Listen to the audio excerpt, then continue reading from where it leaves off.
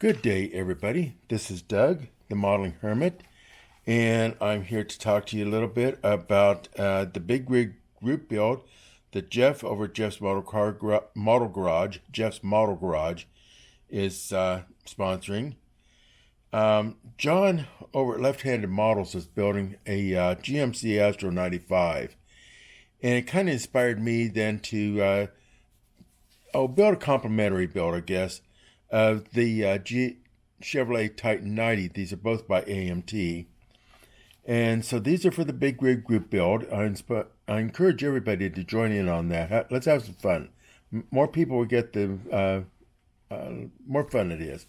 And for information on that, go check out Jeff's Model Garage. He's got an introductory on that can show you more of what's going on.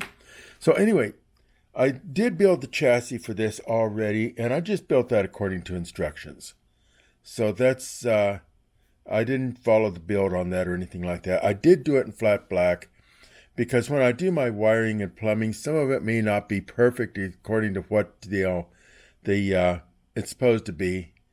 And it kind of hides it that way when I'm doing all this black plumbing, wiring and such.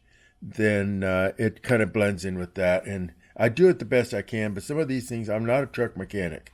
So some of these things I'm not sure that I've got correct. My fuel tanks, when I build those, instead of building both ends on one and trying to build it that way, which has a tendency to give it a little bit of a problem when you're trying to put them together, I build an end on each side, each tank half, and then I glue those together afterwards that way. And they seem to go together just a whole lot better for me that way. So that's why those look like that.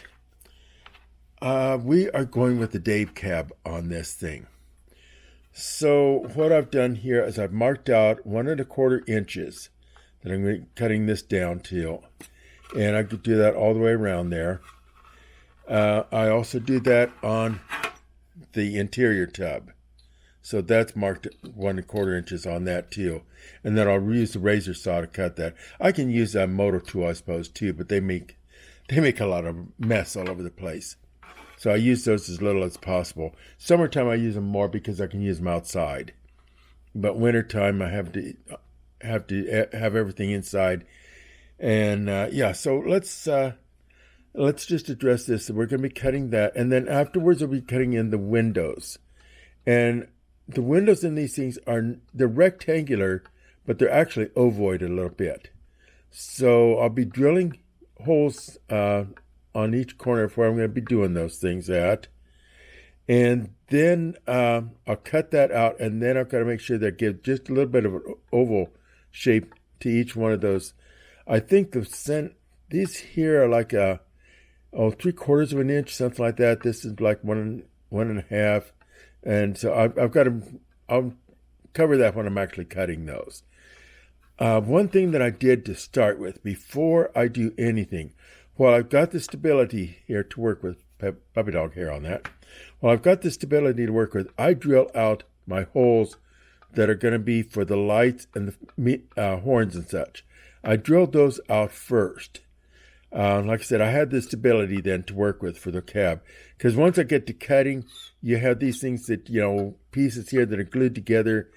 And those can easily be, pulled apart again. You have to keep gluing them and gluing them. I don't want to have to deal with that. So like I said, I cut those first. I drill those first. And then I smooth the top out. Now after, and I'll go through this again when I'm cut these. After I have these cut and glued back together, once I have them glued back together, what filling I will do from the inside, because you've got rivet, and now this is not as bad as the what was that? Was it the Kenworth? No. Oh, the Freightliner kit, the white Freightliner kit. Okay, that was the one that has a lot of rivet. Now this got some rivet detail here, but on that it has a lot more rivet detail. And they're a real pain in the neck to sand those from the outside. You lose a lot of detail. So with these here, I always do my sanding from the inside. Number one, it's going to get lost in there anyway. So any sanding I got to, filling and sanding I've got to do, I will do that on the inside of this thing and not the outside. Let's see. So that is pretty much about where I'm at. Like I said, I'm getting ready to cut this. I'm not going to sit here and have you people watch me cut things. I'll go ahead and get those cut, and then I'll get them glued together, and then I'll show you how I feel at that point. I'll show you when I put the tanks together of what I do to get those all smoothed out to start together too, and get rid of some of that mold lines there and stuff. So I'll be showing that to you.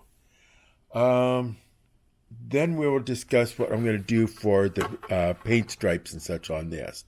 Probably not a lot because this is not a high end. This would be just, little day cabs. They don't get the treatment that, these big bruisers here do. So there will be a little bit of paint work that I do on that one. With that, I think, let me look over my paint booth. Anything I need to discuss there? I don't think so. I think that's just about it. What's in the box? In the box is still just parts, nothing to discuss there. So that's where we're at this point. Is we have the body cut at 1 1/4 inches on this, measured out all the way around, and be careful when you do markment. You notice this mark that I've got right here. Actually had that was a little bit less than 1 1/4. So make sure that you double check all the way around when you're doing this, that you have 1 1/4 inches if you're going to cut that. And yeah. So, and on this piece here, I'm not worried as much because I got a little fiddle room. If I cut just slightly under the 1 1/4, and then I can smooth things out.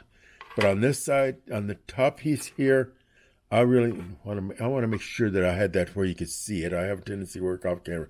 So like I said, I'm going to go this one more time just in case I didn't have this on camera here. But this can be cut a little bit shorter than the 1 1/4, and then file it and smooth it out, sand it to get it even. It's not going to show as bad as the outside here does.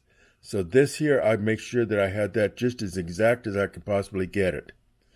So, because I don't want to have to do a bunch of cutting and fitting, because that has too much of a tendency that one piece is a little bit less than the other or something like that, and you get these little voids and gaps, and even when you fill them, they'll still show up in the end. So, with that, we're going to call this a wrap on this video. And this is Doug, the Modeling Hermit, and I am off the here and I'm gone.